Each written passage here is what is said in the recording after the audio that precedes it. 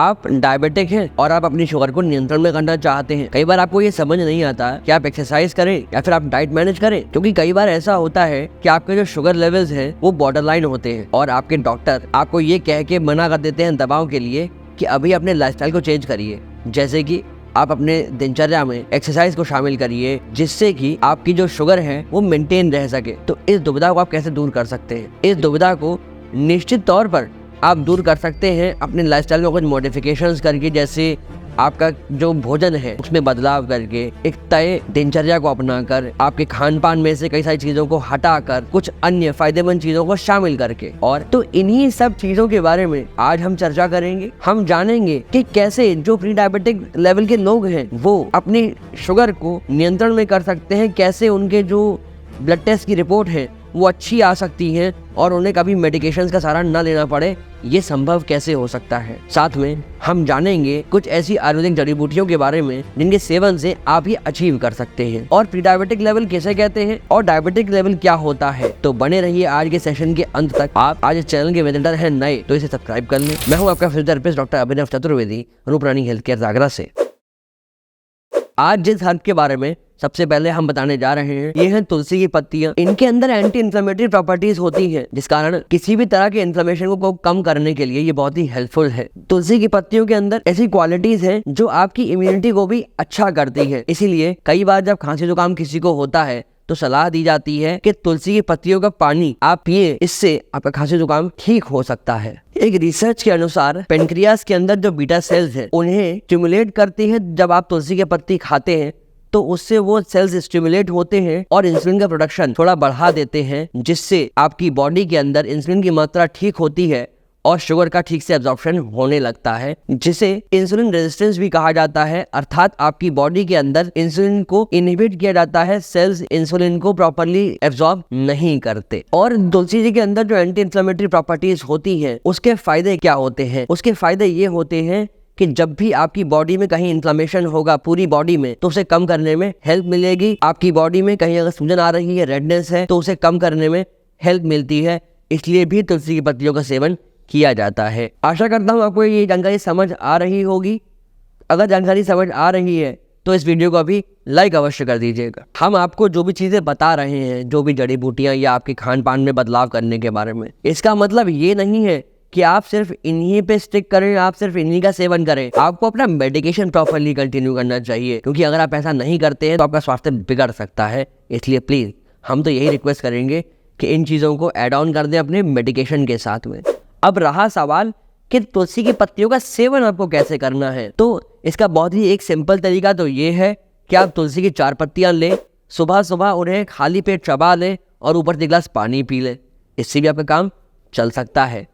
या फिर आप उसका काढ़ा बनाकर पी सकते हैं। 4-5 तुलसी की पत्तियां लें, उन्हें गर्म पानी में उबाल लें, उबालकर इसे छान लें और आप इसका सेवन सुबह या शाम में कर सकते हैं, मगर ये भी आपको खाली पेट करना चाहिए। और यदि आप इस काढ़े की एफिकेसी को बढ़ाना चाहते हैं तो उस केस में आपको 1 चम्मच मेथी दाना अर्थात मेथी के जो बीज होते हैं उन्हें इसमें मिला लेना चाहिए और तब बॉईल कर लें। इससे इस काढ़े की एफिकेसी बढ़ जाएगी।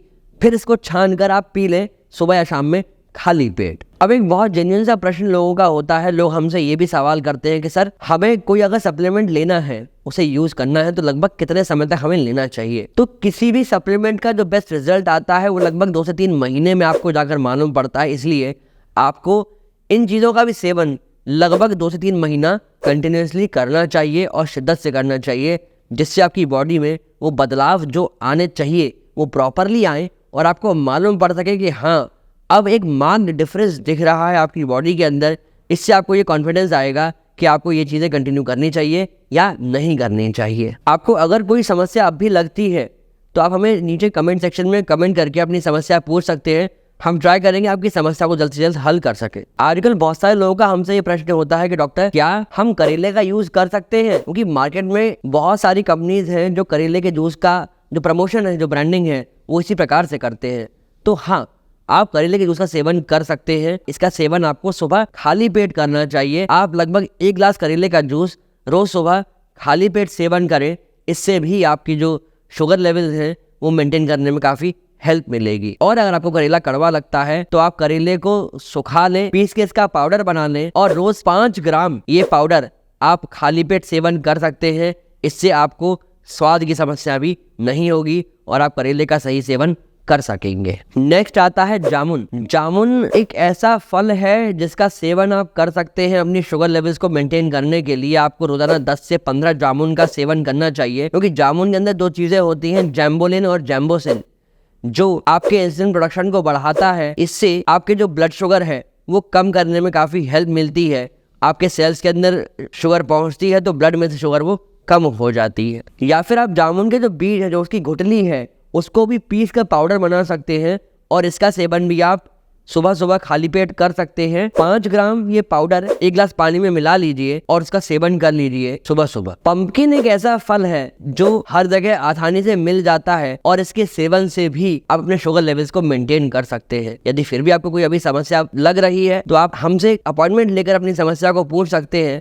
नीचे जो नंबर दिए गए हैं आप इन पे कॉल करके अपॉइंटमेंट बुक करा सकते हैं। अब जान लेते हैं कि प्री डायबिटिक लेवल्स क्या होते हैं और डायबिटिक लेवल क्या होता है। कब ये कहा जाता है कि आप बॉर्डर लाइन डायबिटिक हैं। आप अगर अपने लाइफस्टाइल में कुछ सुधार कर लेते हैं तो आप इसे रिवर्स कर सकते हैं, या फिर अब आपको परमानेंटली डायबिटीज हो चुकी है, आपको मेडिकेशन लेना पड़ेगा। नॉर्मली प्री डायबिटिक लेवल जो होते हैं, आपके ब्लड शुगर लेवल 100 से 125 के बीच में अगर आपका आता है ब्लड शुगर लेवल, तो ये प्री डायबिटिक लेवल माना जाता है।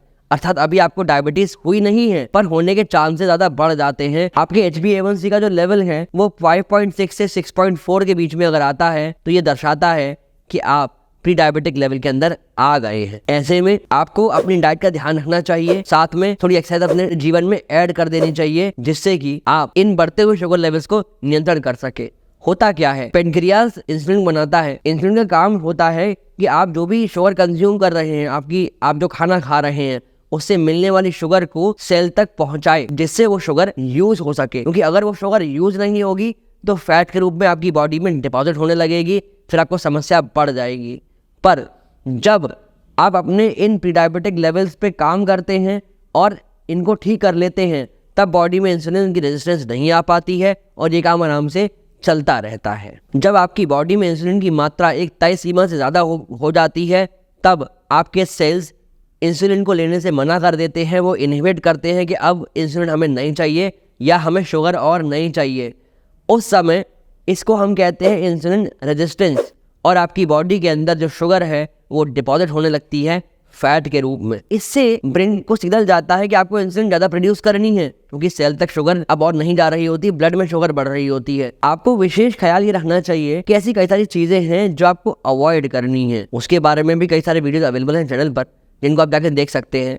पर फिलहाल में एक ऐसी चाय या हम कहें कि ब्लैक टी है, उसके क्या फ़ायदे हो सकते हैं आपकी ब्लड शुगर को मेंटेन करने के लिए, अगर आप वो जानना चाहते हैं उसका लिंक हम आई कार्ड में ड्रॉप कर रहे हैं। आप इस वीडियो के बाद जाकर उसे भी अवश्य देख लीजिएगा। और एक बात, आप सेब का सेवन भी कर सकते हैं। आपको सेब का सेवन रॉ करना चाहिए। कई बार लोग टेट्रा पैक जूस आता है उसका सेवन करते हैं, बट चूंकि वो कंसंट्रेट होता है, उसके अंदर शुगर की मात्रा ज्यादा होती है और फाइबर बिल्कुल नहीं होता, इसलिए उसका सेवन ना करें। आप ताज़ा सेब लीजिए और उसका सेवन करें, तब आपको ज़्यादा फायदा होगा। आशा करते हैं अब आपके मन के भ्रम दूर हो गए होंगे कि प्री डायबिटिक लेवल क्या होता है और डायबिटिक लेवल क्या होता है। अगर समझ आ रहा हो तो इस वीडियो को हर व्यक्ति तक शेयर अवश्य करिएगा, जिससे वो भी अपने इस भ्रम को दूर कर सके और सही निर्णय करके सही समय पे सही डिसीजन लेकर अपने स्वास्थ्य को अच्छा मेंटेन कर सके। डायबिटीज के कुछ ऐसे साइंस होते हैं जिनको आप इनिशियल स्टेज में ही देख कर पहचान कर ये जान सकते हैं कि आपकी बॉडी में शुगर लेवल्स चेंज हो रहे हैं। जैसे कि आपकी आंखों के नीचे डार्क सर्कल्स आना, आपके आर्मपेट में डार्क सर्कल्स आ सकते हैं, आपकी एल्बो एडी पर या नकल्स पर डार्क सर्कल्स डेवलप हो सकते हैं, या फिर आपको फ्रीक्वेंट यूरिनेशन के लिए जाना पड़ सकता है। तो इन चीज़ों के बारे में समझिए और समय पर एक्ट करिए, जिससे आप अपनी शुगर को नियंत्रण में रख सकते हैं। इसी के साथ मैं आज के इस टॉपिक को समाप्त करता हूँ। आशा करता हूँ आपको आज का ये टॉपिक हेल्पफुल लगा होगा, आपने इससे कुछ नया अवश्य सीखा होगा। अगर ऐसा है तो और आप और भी आगे तक जानना चाहते हैं ऐसे ही अच्छे टॉपिक्स के बारे में, अच्छी चीज़ों के बारे में, तो अपने चैनल को सब्सक्राइब अभी कर लेंगे, जिससे फर्दर जब भी अगला वीडियो पब्लिश होगा तो आपको उसका नोटिफिकेशन तुरंत से प्राप्त हो जाएगा।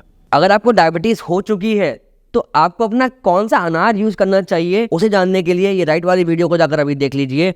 और डायबिटीज़ होने पर क्या आपको अवॉइड करना चाहिए, कौन सी चीज़ें अवॉइड करनी चाहिए, वो जानने के लिए ये लेफ्ट वाले वीडियो को जाकर देख लीजिए, सभी जानकारियाँ प्राप्त कर सकते हैं। धन्यवाद।